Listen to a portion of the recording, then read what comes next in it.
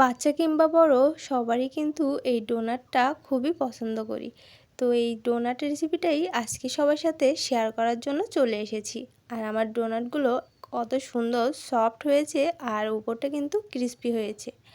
শুভ সকাল বন্ধুরা, সুমিস ভিলেজ লাইভে আমি সুমি সবাইকে আমার চ্যানেলে অনেক অনেক শুভেচ্ছা ও স্বাগতম জানিয়ে আজকের রেসিপিটা এখান থেকে শুরু করছি।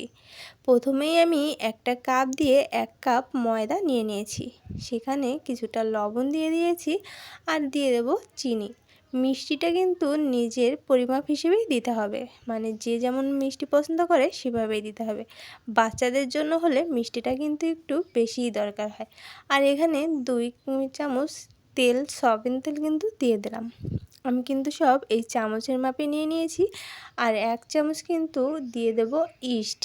আর এগুলো সব একসঙ্গে দিয়ে কিন্তু আমি ভালো করে হাত দিয়ে ঘষে ঘষে মাখিয়ে নেব। আর এই যে ইস্টটা, আমি কিন্তু এটা প্রাণ কোম্পানির ইস্টটাই ব্যবহার করেছি। যে যে কোম্পানির ইস্ট পাও সেটাই দিয়ে ব্যবহার করতে পারো। আর ইস্ট দিয়ে আমরা কী কী বানাতে পারি সেটা তোমরা সবাই জানো। তো এবার আমি এটা ভালো করে চামচ দিয়ে মাখিয়ে নিয়েছি। এবার চামচ ছাড়াই কিন্তু হাত দিয়ে ভালো করে তেলটা মিশিয়ে মিশিয়ে মাখাতে হবে। সব কিছু উপকরণ ময়দার সাথে ভালো করে মিক্স করে নিতে হবে।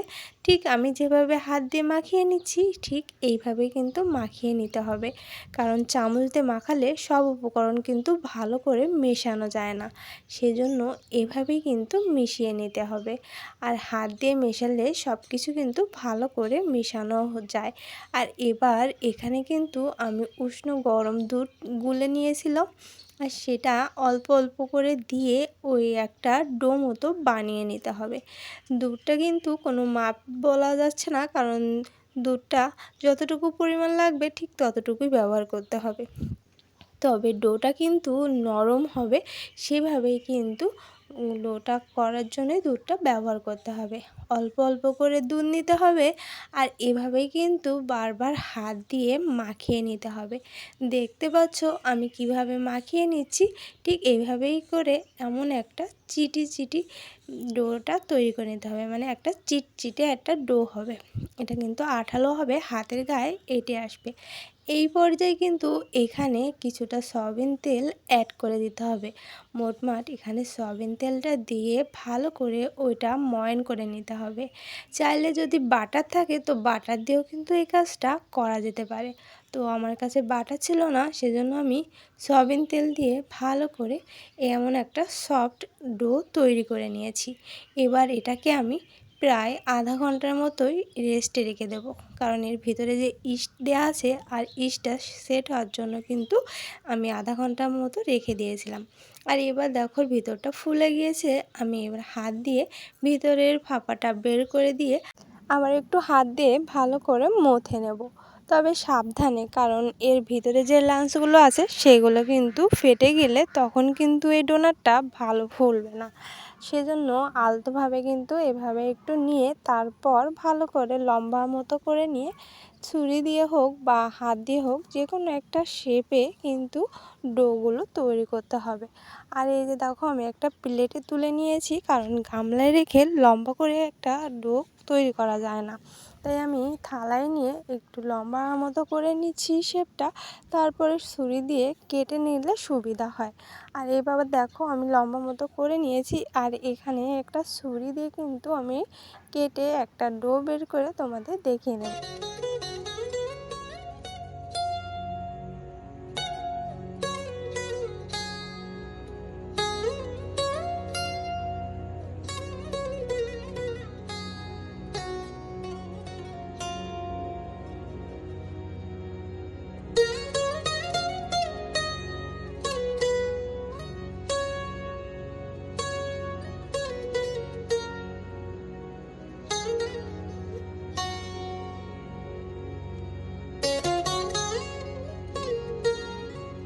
এভাবে একটু চ্যাপ্টা করে নিয়ে আমি এই প্লেটে সাজিয়ে রাখবো। অবশ্যই কিন্তু যে প্লেটে রাখতে হবে তার গায়ে সামান্য তেল লাগিয়ে রাখতে হবে, তা না হলে এটা আবার কিছু সময় রেস্টে রাখবো আর তখন কিন্তু ওই প্লেটের গায়ে লেগে যেতে পারে। চাইলে কিন্তু এর নিচে আমরা ছোট ছোট বাটার পেপার দিয়েও রাখতে পারি। তো আমি দেখতে পাচ্ছ ছোট ছোট করে দলা নিয়ে এভাবে রুটির দলার মতোই শেপ করে করে এখানে নিয়ে নিচ্ছি। আর ঠিক এটা হাতের আলতোভাবেই কিন্তু করে নিতে হবে।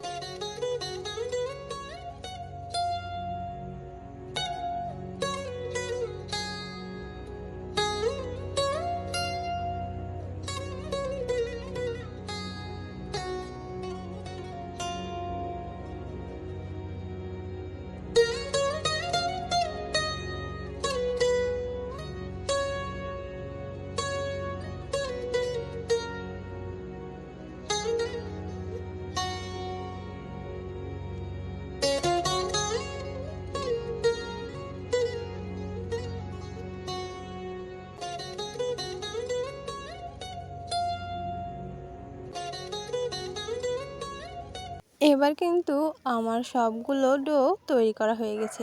এবার এগুলো আমি 10 মিনিটের মতো কিন্তু রেস্টে রেখে দেব।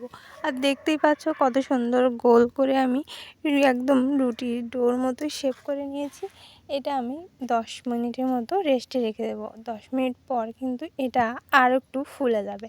আর এ পর্যায়ে কিন্তু আমি হাতে আঙুলের মাথায় একটু তেল লাগিয়ে নিয়েছি। আর এবার আমি এগুলো ডোনাট শেপে করে নেব। তার মানে ডোনাটগুলো তো মাঝখানে গোল হয়, মানে একটা ছিদ্র হয়, এই জন্য আমি আঙুল দিয়ে কিন্তু করে নিচ্ছি। চাইলে কিন্তু এখানে ছোট একটা গোল কৌটো ব্যবহার করে মাঝখানটায় কিন্তু চেপে বসিয়ে ওই জায়গাটুকু তুলে নিলে ডোনাটের শেপটাও চলে আসে।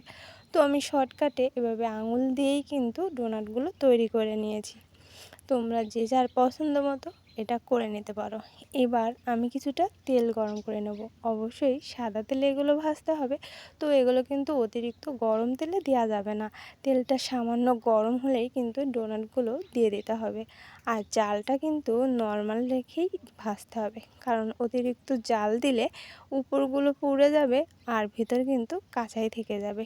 সেজন্য লো ফ্লেমে রেখে কিন্তু সময় নিয়ে এই ডোনাটগুলো ভেজে নিতে হবে। আর তেলে দিলে কিন্তু এগুলো আর একটু বড় হয়ে যাবে। সেজন্য এই তেলটা পরিমাণ মতো দিয়ে তার মধ্যেই ডোনাটগুলো দিয়ে সামান্য এপিট ওপিট করে করে ভেজে নিতে হবে। তবে এই কাজটা কিন্তু একটু সময় নিয়েই করতে হবে, কারণ অতিরিক্ত জাল দিলে কিন্তু ভিতরটা কাঁচা থেকে যেতে পারে। সেজন্য জালটা কমিয়ে দিয়ে এইভাবে ভেজে নিতে হবে। আমার কিন্তু এই ডোনাটগুলো ভাজতে প্রায় একটা ডোনাট ভাজতে 5 মিনিট মতো টাইম লেগে গিয়েছিল, কারণ আমি অল্প জালে ভেজে নিয়েছিলাম। আর আমি প্রথমে দুটো করে দিয়েছিলাম, তারপরে কিন্তু একটা করেই দিয়েছি, কারণ আমার তেলের পরিমাপটা তো একটু কম ছিল, সেজন্য এভাবেই দিয়ে নিয়েছি। চাইলে কিন্তু এখানে অনেকটা তেল দিয়ে সবগুলো একসঙ্গে দিয়েও ভাজা যায়। তো দেখো আমার কিন্তু ডোনাটের গাগুলো এভাবে বাদামি রং হয়ে গিয়েছে। আর এরকম যখন হয়ে যাবে তখন আর একটু সময় ভেজে তুলে নিতে হবে, কারণ এর থেকে অতিরিক্ত ভাজতে গেলে কিন্তু এগুলো পুড়ে যেতে পারে। আর এবার দেখো আমি তো বারবারই এপিট ওপিট করে নেড়ে দিচ্ছি। আর গোল সাইডগুলো কিন্তু একটু তেলে রাখতে হবে, তাতে করে ওই জায়গাগুলো কিন্তু ডোনাটের কালারটা চলে আসবে। আর এই যে দেখো ফাইনালি কিন্তু আমার ডোনাটটা হয়ে গিয়েছে। আর দেখো কত সুন্দর হয়েছে, ফুলে কিন্তু একদম ডাবল হয়ে গিয়েছে। আর এর উপরটা কিন্তু পুরো ক্রিসপি আর ভেতরটা কিন্তু একদম সফট। তো তোমরা এইভাবে বাড়ি বানিয়ে দেখো, ডোনাটগুলো কিন্তু দেখতে যেমন সুন্দর হয়, খেতে কিন্তু আরও অনেক বেশি সুন্দর হয়। আর বাচ্চারা তো এটা খুবই পছন্দ করে, তবে বাচ্চারা কিন্তু চকলেট ডোনাটটা বেশি পছন্দ করে। এবার এর উপরে যখন চকলেটটা গলিয়ে ঢেলে দেওয়া যায় তখন কিন্তু চকলেট ডোনাটটা হয়ে যায়। পরবর্তী কোনো একটা রেসিপিতে তোমাদের সাথে চকলেট ডোনাটটাও শেয়ার করে দেব। আর এবার দেখো আমি কিন্তু একটা প্লেটে তুলে তোমাদের একটু দেখিয়ে দিচ্ছি। আর আমি কিন্তু প্লেটে সাজিয়ে নিয়েছি। আর দেখতে কেমন হয়েছে অবশ্যই কিন্তু কমেন্ট করে জানাতে ভুলো না। এবার চলো তোমাদের একটা ভেঙে দেখিয়ে দিই।